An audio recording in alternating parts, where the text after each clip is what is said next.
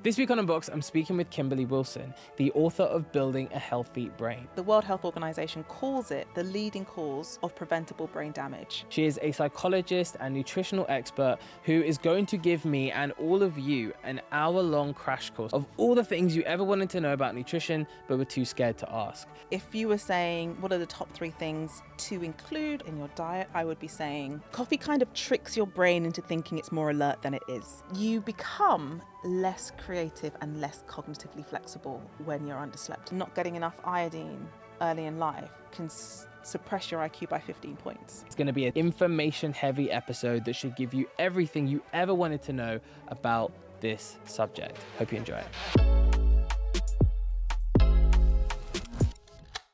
Kim, let's get straight into it. How does food affect your health? What a big question. And affect your brain health. Let's narrow it down a little bit. We'll keep it specific to brain health. But it's hard to think of a way in which food doesn't play a role in the maintenance of a healthy brain or the development of a brain that is working and structured. But so much of the energy and nutrition is directed towards the brain. There's a really useful comparison, which is if you see a picture of a mother and a young baby, you'll notice that the head size isn't tremendously different. You know, actually your brain is something like 60-70% its ultimate size very early in life. Wow. Whereas if you compare their hands, a baby's hand to an adult hand is completely different. So there's a huge direction of energy and nutrients into the development of the brain. And so it really matters, conception, early life, what the mother, if the baby's being breastfed, what the mother is consuming, because you get both nutrients but also flavour compounds in breast milk.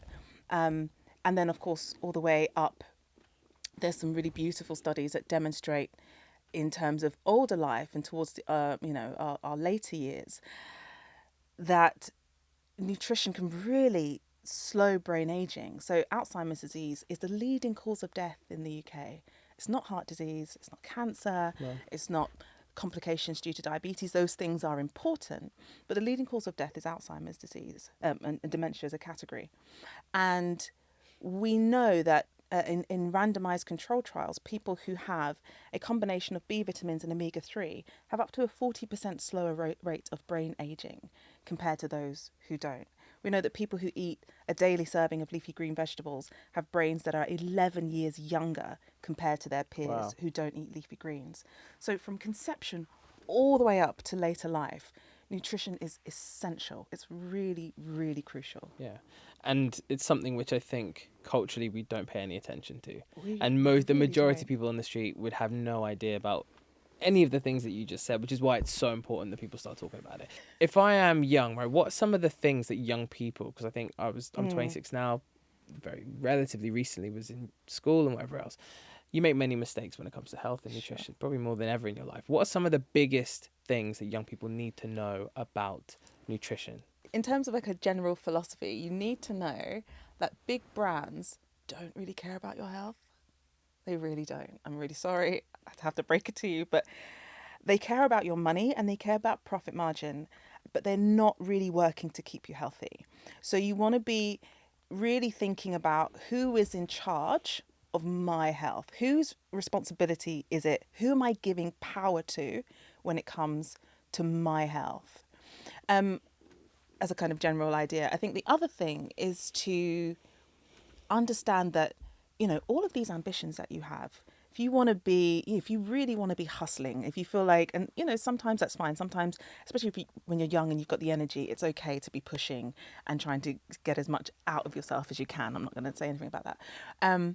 But all of your dreams, your ambitions, your ability to have a kind of sharp functioning mind, to think creatively, to think flexibly, to work towards goal-directed behaviour, to have motivation to do that, to feel the reward of your hard work. All of that is your brain. All of that is your brain. Your ability to stay up late and still stay sharp, your ability to feel calm and manage your nerves when you're giving a presentation, your ability to kind of stay on track in this conversation and think about what you want to ask me next and what that links to. All of that is a well-functioning brain. And so your investment really should be, as a foundation, in how do I make sure that the thing that I'm asking to work really hard for me is getting what it needs to do that? Yeah. So what about the food that people have when, Yeah, like yeah. me, I'm 18, I'm in my second year of uni, first year of uni, and I'm eating terribly. Let's say I'm having pot noodle every day. I'm not really eating much, or I'm overeating in the evenings. What are some of the bad food habits that young people need to start thinking about better? Yeah, and some of that is about the situation, isn't it? Some of it's about, actually, I'm eating pot noodle because it's what I can afford on my student loan, and it's kind of economical, and it will sit there and it won't go off. So there are these kind of a lot of structural barriers, or whether people leave home knowing how to cook is another massive one. So there are these kind of barriers around what's possible and what's easy and what's accessible. But even like if you were starting with a pot noodle, I'd be saying also, can you have a bowl of fruit somewhere in your student digs, in your house, in your kitchen, so that you're snacking on something that's a bit more nutrient dense. Could you, if you'll make the pot noodle, but make it in a saucepan and then throw in some frozen vegetables so that you're getting some nutrients in with it as well. I'm always about trying to add in nutrients rather than, because the way we eat is really habitual. We don't make really that many conscious, rational, thought out decisions about the way we eat. The way we eat tends to be the way I grew up eating, the food that's familiar, the food that's marketed to me, the food that's cheap and accessible. Those sorts of, we call it decision architecture, components really have an unconscious effect on the way that you're eating. So trying then to tell someone, actually, we're going to overhaul your diet overnight is really, really tough. So I tend to try to, encourage people to add more nutritious things into their habitual diet, so it doesn't feel hard. They don't lose motivation, but we know that they're starting to give their brains what the nutrients they need to function well. So I'd be saying, have some frozen veg in your freezer. Any specifics, or just? Well, I mean, any that you really like is a good place to start. To get something in there. The bang for your buck, a bag of frozen spinach is, I think, really, really helpful. You can add it, even if you were like, let's say you were ordering in a curry, but you make the rice at home, you can throw in some spinach, and then you've got a few greens in there. If you're someone who likes to make smoothies to take with you, or in the morning or pre-gym, adding some frozen spinach in there, which you honestly barely taste, is going to add some key essential nutrients in there for you. Those mixed bags of frozen veggies like peas, sweet corn, carrots, really, really helpful, all of that sort of stuff. And obviously cheaper, lasts long, and Last for ages. last forever. Last for ages. Frozen peas never go off. But they're just really, really full of like really important brain health nutrients. No, that's great. And when you are, let's say, 18 years old again, but you are looking a little bit more ambitiously at life, and you're like, I want to do something, I want to get going. Yeah. Sometimes I've seen young people falling into bad habits around even work, right? Where even at university, you're working maybe too much, you're not sleeping well.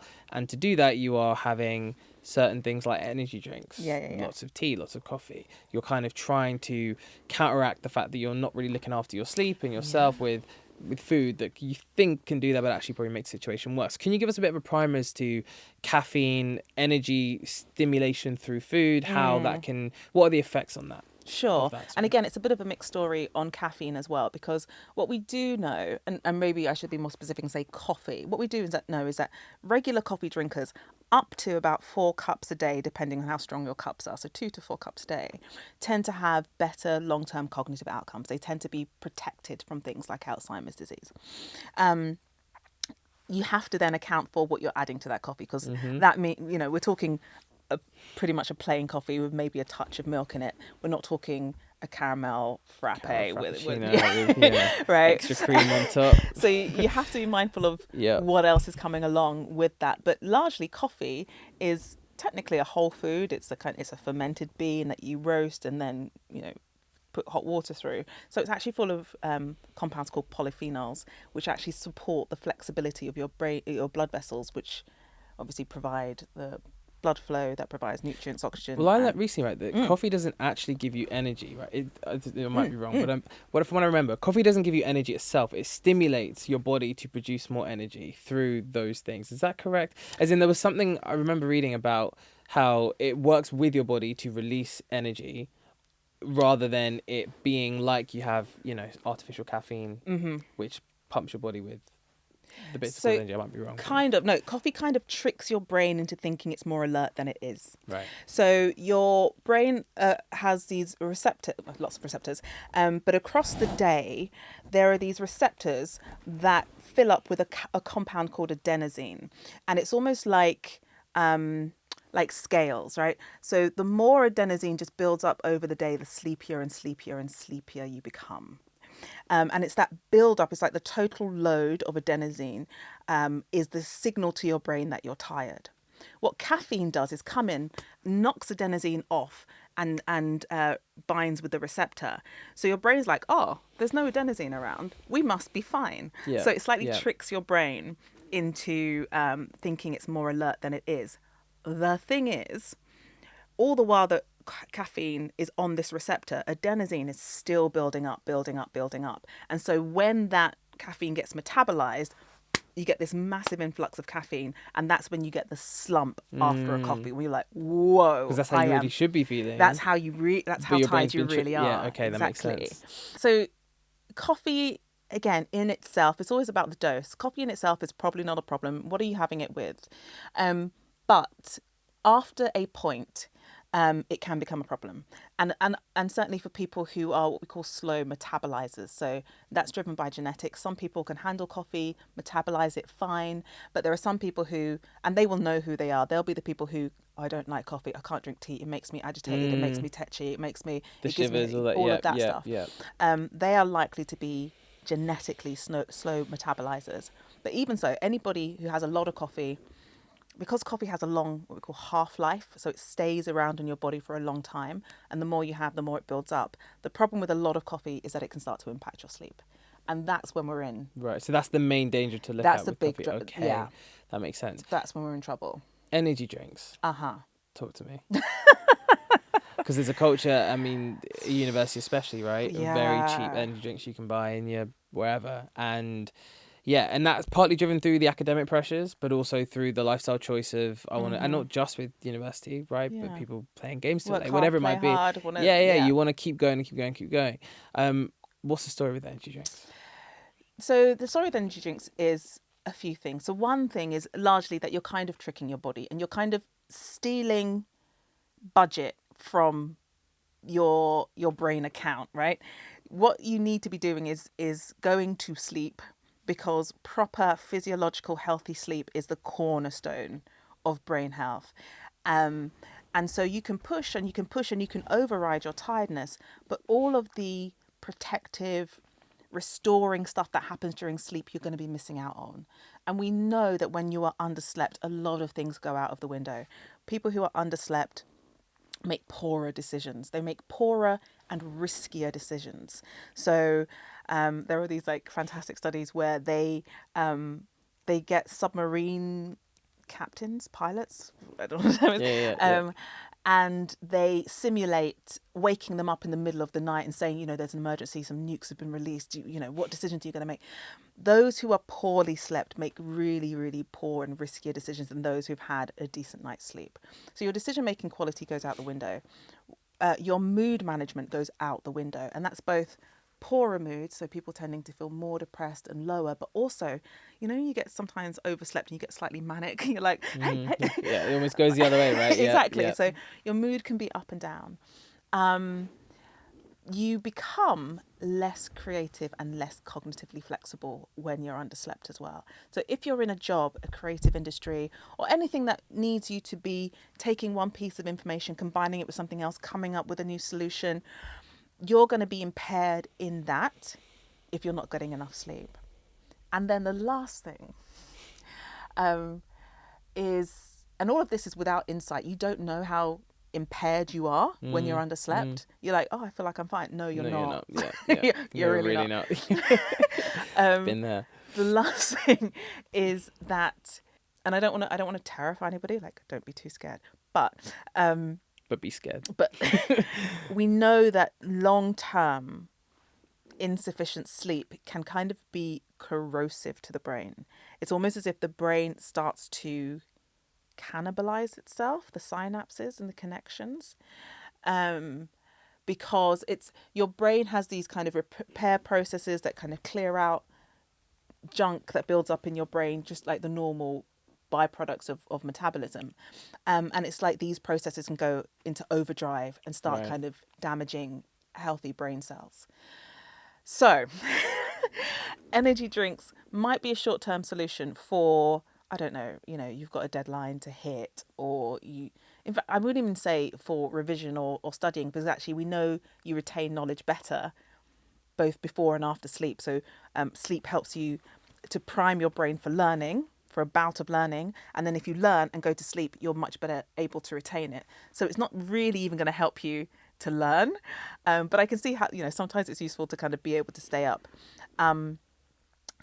But then there's also the lots of added sugar or the artificial sweetness that come with it, which have their own concerns. Right. So let's get into those, right? Because this is the big rabbit hole of all rabbit holes, I think, is sugar. And the biggest untold, unknown that is so massive, but no one's aware. It's the biggest elephant in the room, right? Is actually just how much of an impact sugar has on every element of your life in a negative way, really. Talk to me about sugar.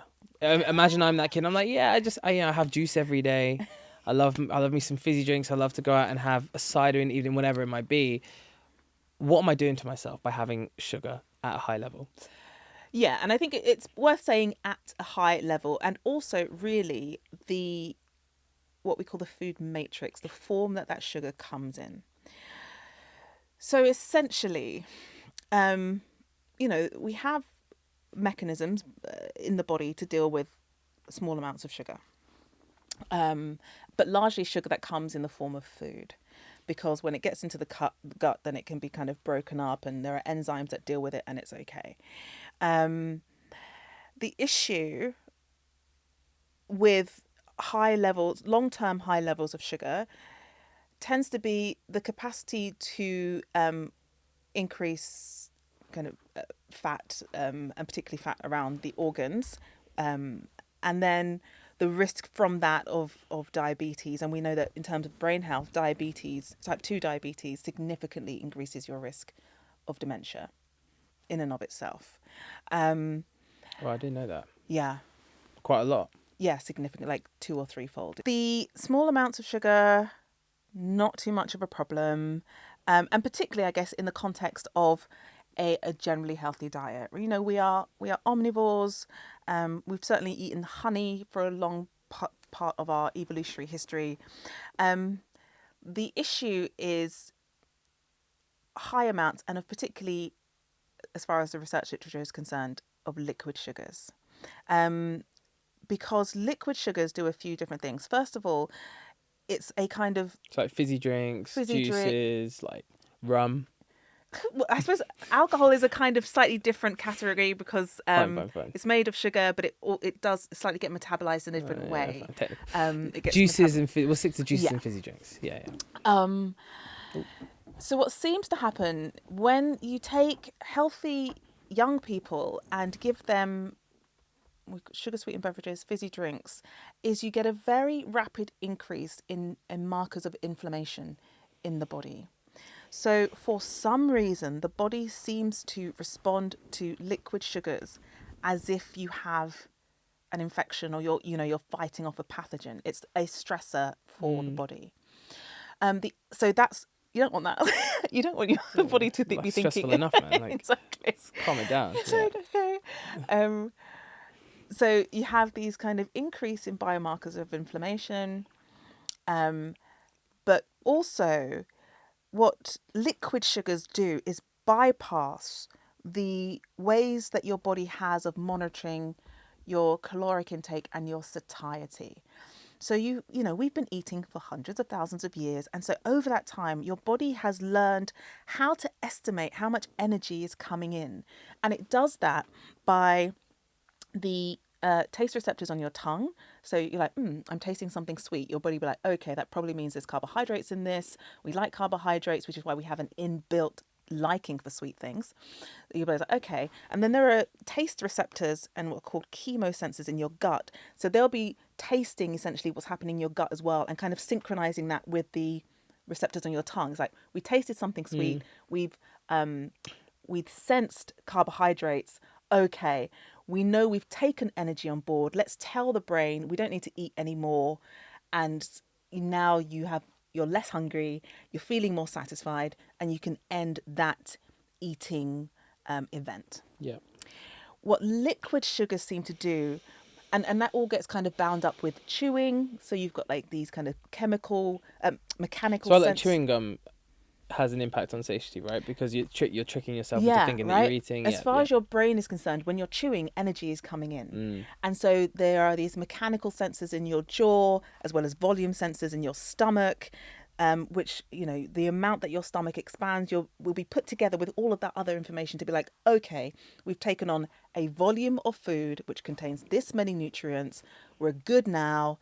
Turn off the hunger signals, you know, reduce the hunger hormones. We're good to go. Yeah. But because liquid sugars come straight in, they drop right to the bottom of the stomach. They don't do very much to those stretch receptors. It can be quite difficult for your brain to know how much energy is coming on board. And also you can take in quite a lot of energy very quickly when you're eating liquid sugars. And it also seems to be the speed that you eat that makes a difference to the amount of energy that you take on. And that's one of the issues around processed foods, which tend to be softer in texture, much easier to eat very quickly, maybe oily, which means they're kind of lubricated, they go down very quickly.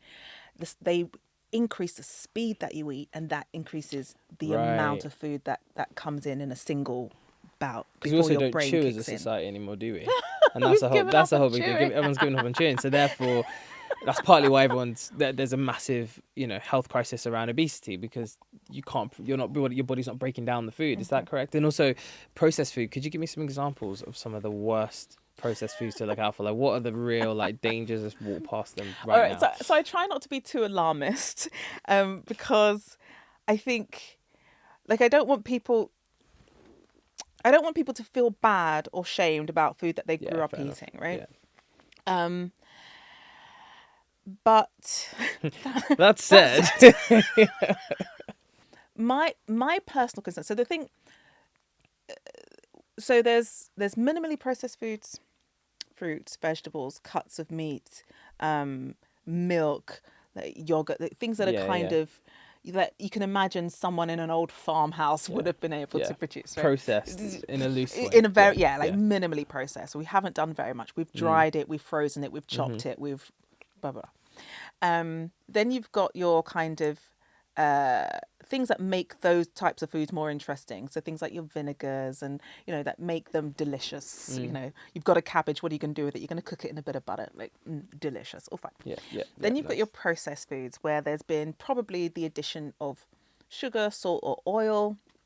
So something like, and maybe spices, so maybe like a dry roasted nut, or some of the pasta sauces, and then you've got your ultra processed foods, and typically those are foods that are served ready to eat and or ready to heat, and where there isn't an equivalent ingredient or process that you could find in a domestic kitchen. So that's when we're talking about added emulsifiers, humectants, anti-caking agents, all of those sorts of things. Or where, you know, if you don't have a centrifuge in your house. I don't. Do you have one? I actually don't. Yeah. And part of the process is like extrusion, like something that is an industrial process. That's when we're thinking about those ultra processed foods.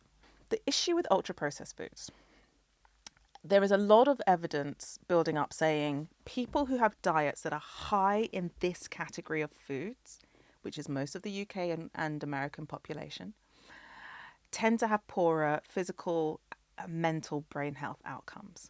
What's not clear is exactly why that might be, right? We're not sure entirely of the mechanism. It could be a bunch of things. It could be simply that these foods tend to be higher in salt, sugar, and fat anyway. And we know that kind of combination of macronutrients is not massively helpful. It could be that they tend to be low in fibre, and fibre is actually really important for physical and brain health. When your gut microbes break down fibre, they produce compounds that literally protect the blood-brain barrier, which is this very specific lining around your brain. Really important. So it could be that they just contribute to diets that are low in fibre. It could be that they have these textures that are very soft, which means we consume them very, very quickly. It could be that they contain these additive compounds. So there's ongoing research around the impact of emulsifiers on the gut microbiome and whether that contributes to long-term inflammation. It could be any of those. It could be a combination of those. From my perspective, what we know about diets that tend to be high in ultra-processed foods is that they tend to be there's an inverse correlation between the amount of ultra-processed foods in your diet and the status of your nutrition.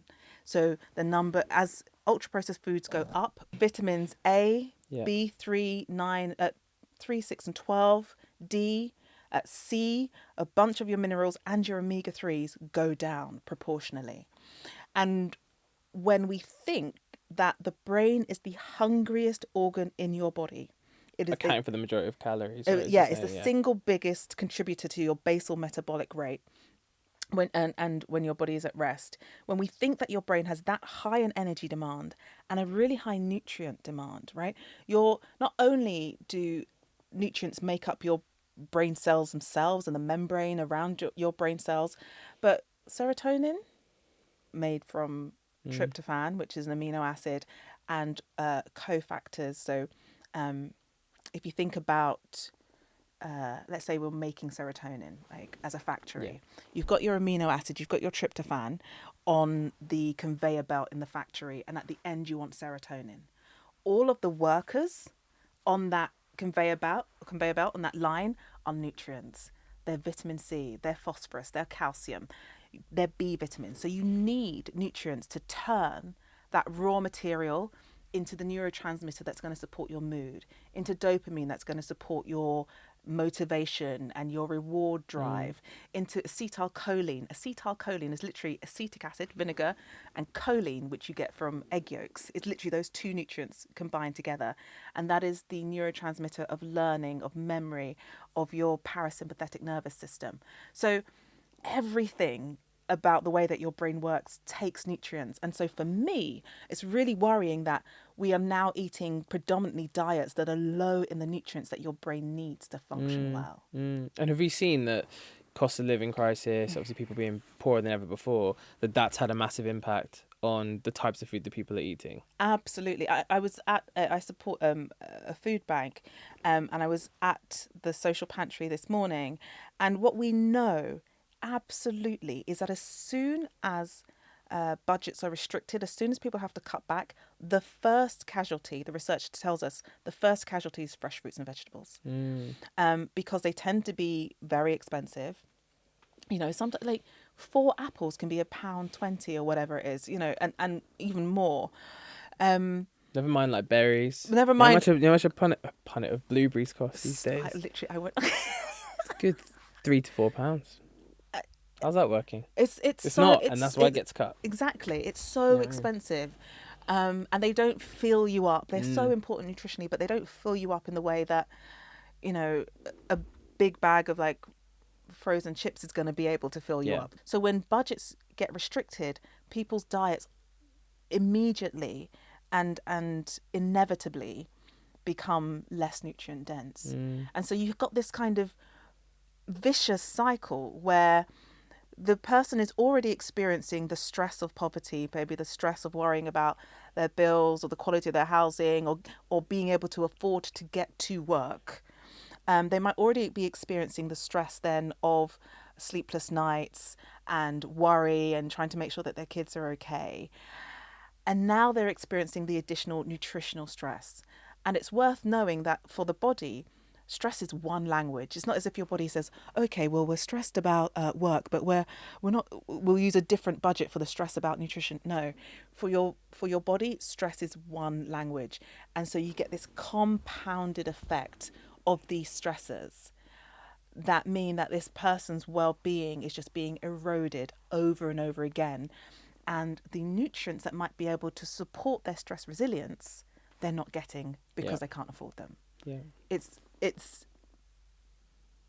cruel, and I think it's criminal. Yeah. And what can people do? Let's say, you know, I'm that student again. I don't have a big budget. I found when I was young, right, you even think about nutrition, it's the last thing on your list because you go, it's money, it's effort to think about, and it's impractical because it's work, right? It's work. Yeah. Everything's given to us so easily to be unhealthy and, to be not neutrally looked after. So it's an effort to overcome that. What are some of the practical things that I can do to, with a small budget, look after myself?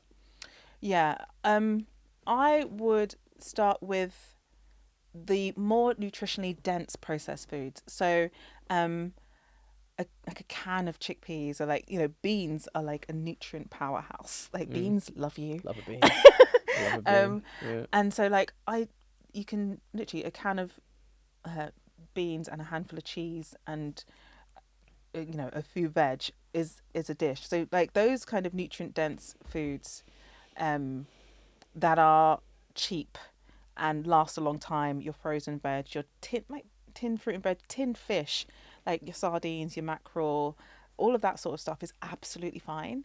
And so I would be making sure that you're getting hold of those. I find, especially the younger generation, especially people at university, I saw tons of cases of people who could afford to go out and drink and spend extortionate amounts of money on drugs and alcohol. Extortionate, right?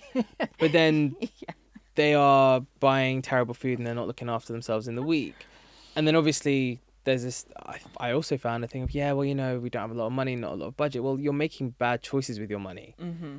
You're not spending it on looking after yourself. And actually on a priority list, if you were to put anything first, it should actually be you, right? In terms of, not just living to enjoy yourself going out every Friday, Saturday night, but actually looking after your body. Mm-hmm. How can we flip some of that? And also the other thing, right, to the point of the foods that you mentioned, I know when you're young, you go, is that nice? I don't want to eat like beans. Beans don't taste good. They're not sweet. There's no. Do you know what I mean? So how do we overcome that bit? Because isn't there something in that around not necessarily looking at food purely for enjoyment purposes, but also for more fundamentally that without it, you put yourself at so much risk for the long term. Where do you want to start? Up to you. All right. So let's start with long-term thinking, which from a baseline, humans aren't very good at. Mm-hmm. We're just not very good at it. We call it delayed discounting. Especially under 25. Prefrontal cortex. Exactly. Yeah, come on. Right. You've got, we have is a cognitive bias that makes us not very good at valuing things that seem far away. And in tests, what we do in the kind of psychological trials, we'll say, listen, Jordan, I'm going to give you £10 now. This probably won't work on you, but £10 now. Or at the end of the month, I'll give you 20 quid. And you'll be like, do you know what? Tenner. Let me take the tenner. Obviously. Let me live my life. Yeah. I don't want to wait. Yeah. And actually, the rational economic decision would be to wait. You have neither right now. The classic free delivery free delivery in 2 to 3 days or next day delivery for a tenner. Everyone nowadays goes for the next day delivery. Exactly. PLT premium is a business in itself. It shouldn't be, but it is. We are not very good at valuing things that feel far away. And when you're young or younger, the idea of worrying about how your brain is going to be at 60 feels ridiculous. It feels ridiculous. Yeah. I can have pleasure right now by having a drink, going out with my friends, having a good night, or I can start contributing to my brain health in my 60s. Yeah, it feels like an irrelevant decision. Yeah. So there's a kind of inbuilt cognitive bias that makes us not very good at planning long term. And again, because my emphasis is always on brain health, it's really hard to get people to think about the brain. If I were talking to you instead about physical health, and I'm like, listen, I've got this 12-week plan. Here's the before picture where I'm sad. Yeah. And then here's the after picture where all the transformation has occurred. It's visible, there's high motivation, there's an example. You can see when we're talking about physical health, you can see the changes, and that creates more momentum. With brain health, we don't have that. The brain is out of sight, it's out of mind, and it's very hard then to keep generating. I mean, you start to feel better, but it's slightly more incremental. So you really have to already be in a mindset of long-term thinking, long-term goals, future me is going to look back and be grateful for this, to be able to start there. And then on that point, the issue is that actually your circumstances can impair your ability to long-term thinking. And the food that you've been given all the way through your life, right? Because it's a chicken and egg situation, as you've been saying, right? So one of the things we know very clearly, because one of the things that comes up quite a lot when we talk about policy around nutrition and well-being, is this idea of decisions. And in my book, I have a list of predominantly Conservative MPs who have said poor people make poor choices. They make bad choices. What we know, though, is that your circumstances, again, unconsciously influence the choices that you make.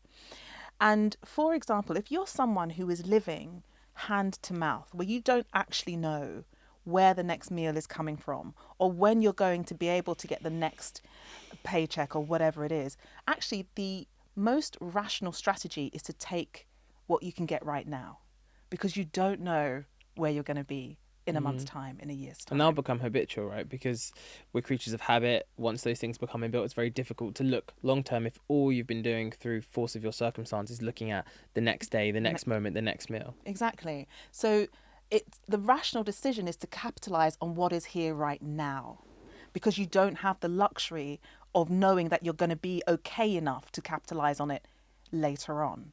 And so this idea that it's simply, and I think mindset is, I'm a practicing psychologist, and I always talk to people both about what has been done to them, but also what they do to themselves. So I think there is a role of personal responsibility, but I think we need to understand the context in which that responsibility and those decisions are being made. And then on that, you're absolutely right, that food and the quality of your nutrition, in the same way that poor sleep can impair your decision making, the quality of your nutrition can impact your decision making and your behaviour. And this is demonstrated for me in the most profound way in what I call the prison studies in the book. And they are a group of RCT, so randomized control trials, which we consider to be the gold standard when it comes to causality, to demonstrating that this outcome that we see, this behavior is caused by this thing that we're changing and manipulating. So in these studies, what they do, they've gone into male prisons and young offenders institutes, and they take an entire wing or two wings, you split them into two, and half of the group or one wing gets a placebo, so it looks like a nutritional supplement. In every single way, visibly, it looks exactly the same, but there's no nutrients in it. It's kind of like talc or whatever. And then the other half get nutritional supplementations, vitamins, minerals, sometimes omega-3s. And you do that, you give that to them for 8 weeks. And then what you do is to look at, and what's really important about these studies is that they look at objective outcomes. So subjective ratings can be helpful. So asking people how you feel, how angry did you feel? How calm did you feel? How able were you to concentrate? Can be really useful and valuable outcomes. But what they did in these studies is to go to the end of the wing. And at the end of every wing in a prison, there's certainly when I was working in prisons, it's called the OBS book, the observation book, where is listed anything that happens on that wing during the day. So-and-so got upset because their visit was cancelled, or so-and-so got into a fight because of this and that. So-and-so barricaded their cell, so that the next officer knows what's happening. And you can count. You can look at the OBS book and you can count how many fights there have been, how many barricades and blah, blah, blah. And what they found in these studies is that, and it's remarkably consistent, is those who received nutritional improvement through supplementation, ideally it would be through food, but through supplementation, there was a 30% reduction in violence in those who got nutritional improvement.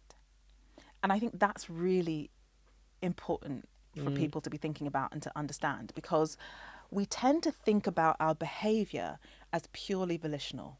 We tend to think that I am making my decisions in a rational, thoughtful, cognitive way. You're not you when you're hungry. You're not you when you're hungry, right?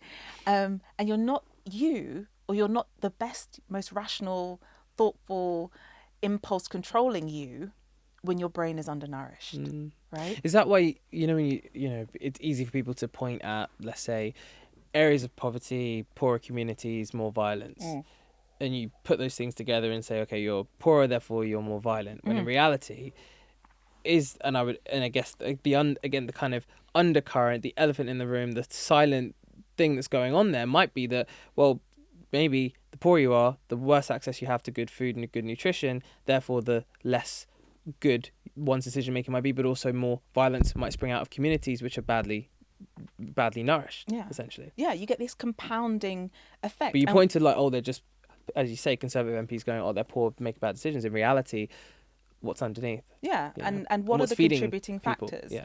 And that will come right back to conception, right? We know there are studies that demonstrate you can give brain scans to babies, and the mothers who have a higher blood level or higher pregnancy consumption of fish and seafood, which is expensive. So it's more likely to be the wealthier mothers and the more higher educated mothers who are eating these foods. The brains of the babies with mothers who are getting more of these foods are larger. They have higher overall brain volume and they have better connectivity. So right from birth and before birth, you're seeing this kind of segregation, this separation in neurological health and architecture based on the availability of nutrients in the mother's diet, which is a factor of her wealth or poverty. And those things, it's like that thing of the you have two planes leaving from the same airport and there's like 3 degrees difference, and but then over time that compounds, so that these tiny changes, which perhaps wouldn't make any real difference at birth or 1 or 2, become quite profound changes later on in life. We know that mothers who are supplemented with a nutrient called choline, the one that I said was in eggs, their babies, their children at the age of 7, are much more able, they have better what's called sustained attention. They're more able to focus, to concentrate, to stay on track on a task that is designed to be boring. And when we think that your performance in school, partly there might be some contribution of IQ, but partly it's about how able you are to stay on target, how able you are to just, when you're doing like algebra, how able you are to stick with it versus those kids who feel like they can't concentrate, they're distracted, or they quit. We call it grit, but it's really your capacity to sustain your attention.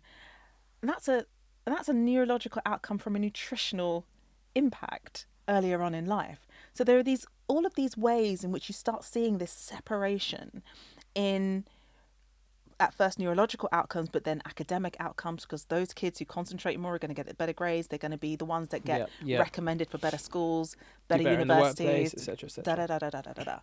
So it's this. We need to start taking a long-term look at these outcomes. And no, nutrition isn't going to be the be-all and end-all, but if your brain is made of nutrients, it's certainly something we need to be thinking about. Right, we've got a game. Okay. We've got a little game. Inside the box, there are a number of cards. Okay. Can you please pick out a card and tell me the first thing that comes to mind? Okay. A deficiency in several nutrients could potentially contribute to brain fog, including vitamin D, vitamin B12, iron, and omega-3 fatty acids. Low levels of magnesium, vitamin C, and choline may also cause brain fog, but more research is needed. This feels like a statement. Brain fog. Brain fog. Brain fog is a term that's used to describe kind of impairments in cognitive function, and cognitive function, again, I suppose is what we're thinking about, is the features of your mental life. So things like your thinking, your concentration, your fluidity with speech, so your ability to choose the right word and say it without stumbling or getting confused. For some people, it includes things like fatigue and so forth. So it's an umbrella term for these kind of difficulties around thinking and cognition and memory and stuff. And so what we find, for example, is that women at menopause tend to experience a lot of they complain about a lot of brain fog. People who are undergoing chemotherapy tend to experience what they call it chemo brain, this kind of brain fog, this difficulty with their cognition. And so that seems to point in the direction of perhaps the role of neuroinflammation, which is the activation of immune cells in the brain. That can be a knock-on effect of inflammation in the rest of the body, which is where the gut and nutrition and exercise and sleep come in. Or it could be, because one of the things, for example, about omega-3s and EPA, the one I just mentioned, is that it's potently anti-inflammatory. And so when it comes to inflammation, you might have heard a lot of people talk about inflammation. The thinking used to be, inflammation is like a fire. It turns on and then over time it just dies down. So once the bacteria or the virus has been dealt with, it will just die down. That's not actually how inflammation works. Inflammation is, and turning off inflammation is much, much more active. It's much more like a light switch. You turn it on and then you need to turn it off. Otherwise it will keep going. And the switch that turns off inflammation is made from omega-3s. So if you're not getting enough omega-3, you're going to have a really hard time turning off that inflammation. And so it doesn't surprise me that B12, iron, omega-3 are in here, because you need B12, you need your B vitamins to absorb your omega-3, and then you need your omega-3 to switch off the inflammation. Next one, please. Okay. Depressive symptoms grew from a base of about 193 million people worldwide to 246 million, which is about 28%.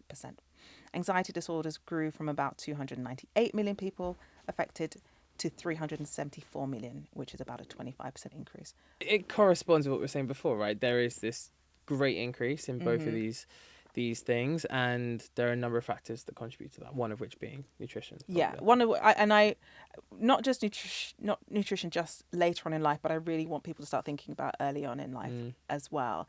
And things like one of the nutrients that we've really, really noticed isn't about depression, it's about IQ. But again, anybody who wants to work hard and achieve well, we know that IQ correlates to lifetime earnings. We know that.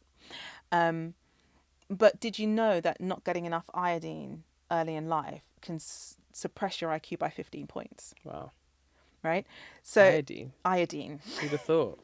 And it's the World Health Organization calls it the leading cause of preventable brain damage worldwide. So it's this nutrient that we have known for over 100 years is important for optimizing IQ and therefore your ability to succeed broadly. But 67% of pregnant women in the UK are deficient. So it's not just, because I think what happens, particularly with mental health, is that we look at this immediate point in time. So you present to me, let's say you came to see me and you said you're depressed, and I might think, what's going on for you right now that's making you depressed right now? Are you stressed? Are you under pressure? How are you eating right now? Of course, the psychologist might think, well, tell me about your mother, tell me about your early life. But we need to be thinking about that chain of events that got you to this point in a longer term. And I think that's why if we want to reduce the rates of depression, anxiety, neurological, developmental disorders, Alzheimer's disease going forwards, we need to be thinking about the brains that we are building right now.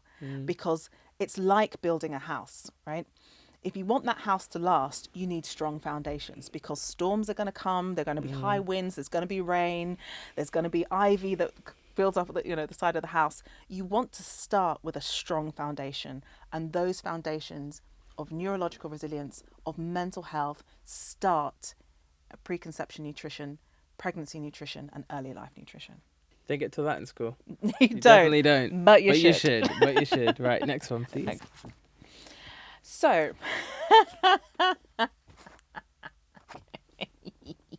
sorry. So while Huel powders are a processed food, most of the solid foods, even the most health conscious among us, consume on a daily basis too. The Huel powders are processed only enough to give you what's required, and there are no unnecessary additives from uk.huel.com. Okay. just to be clear, the source. So I suppose I should say that I'm on record calling foods like Huel, and I guess they're meal replacement drinks, aren't they? Baby formula for adults. That's a good analogy. That's bang on. It actually is. It actually is. And that's not to dismiss the entire category altogether. So I'm really interested in these foods, and I'm interested in the marketing of them, and I'm interested in the story that's told about the problem that they are solving.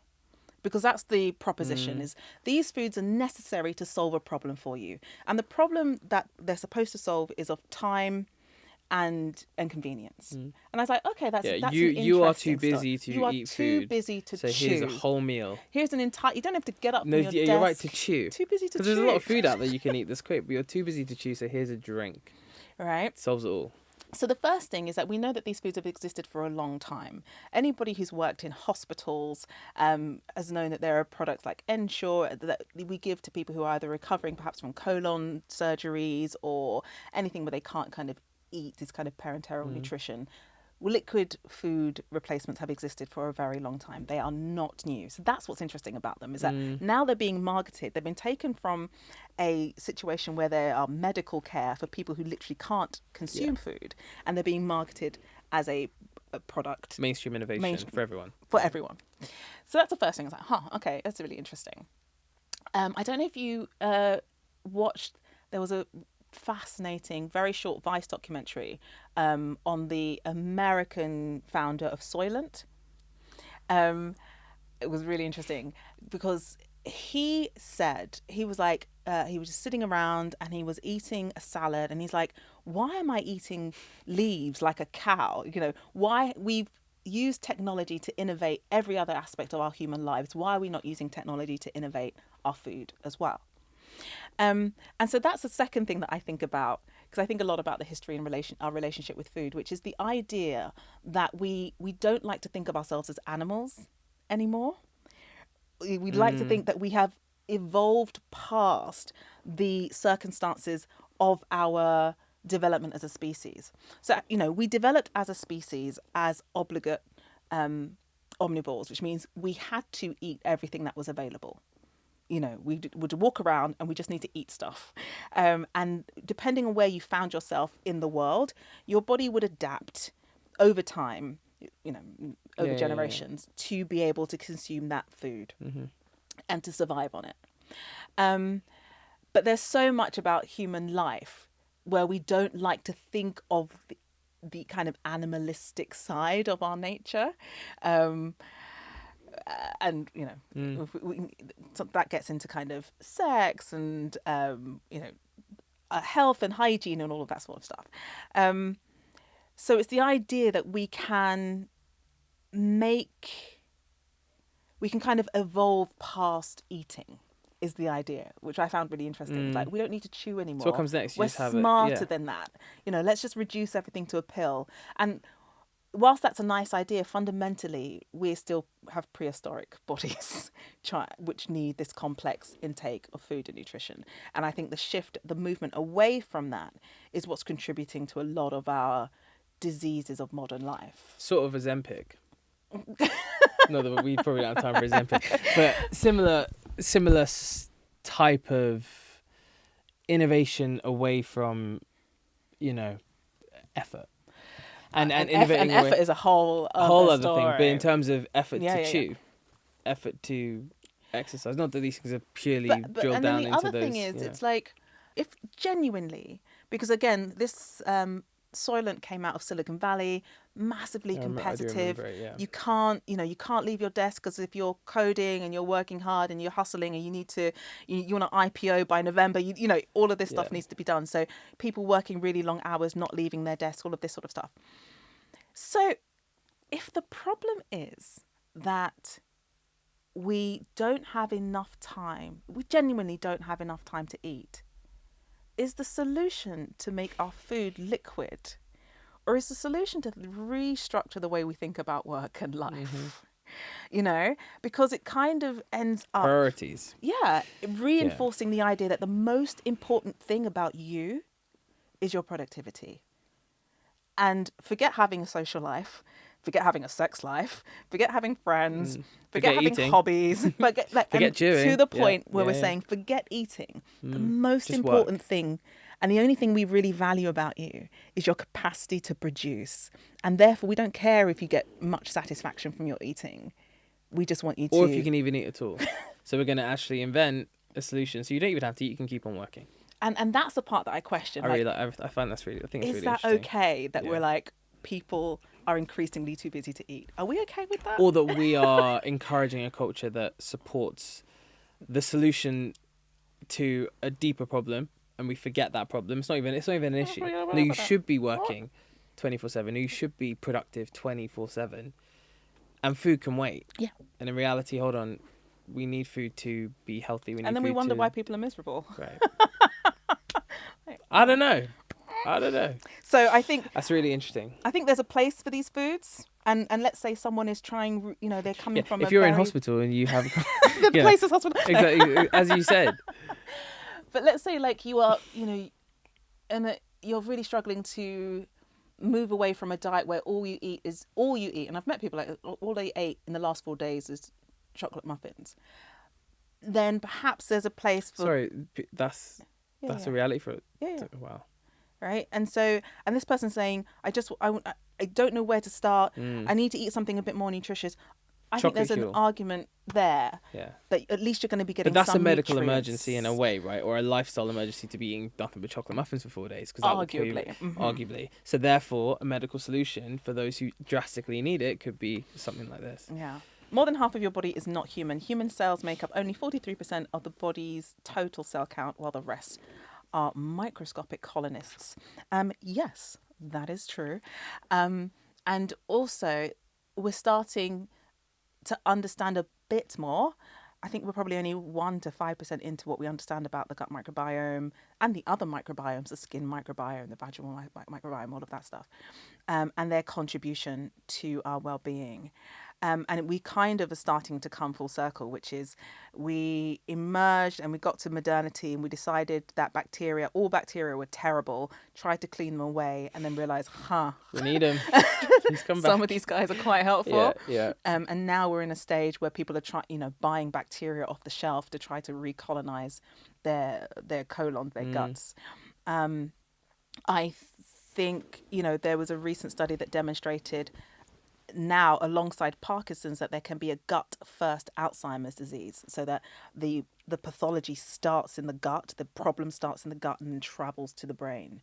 And so I think we're starting to understand, again, not just with the microbiome, but our overall diets, these diets that are low in fibre. There isn't a single age group in the UK that is eating enough fibre. And fibre is the main food of the gut microbiome.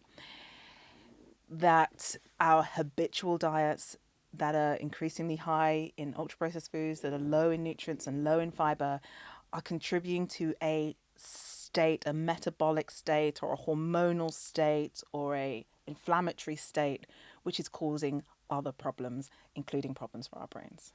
One last question for you. Me, 26. I am business owner, young entrepreneur, you could say, right? What would be your 3 biggest pieces of advice to me? So nutritionally, this will come under the umbrella of play the long game, friend, right?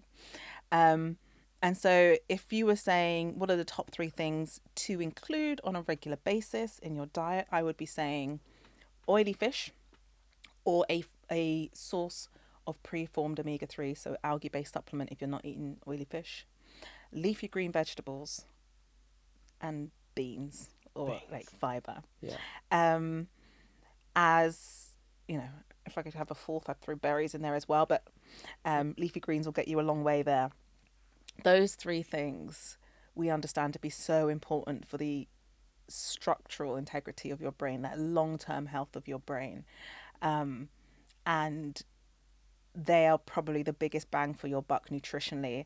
And they can be economical. Again, canned fish is fine. Frozen greens are fine. Tinned beans are fine.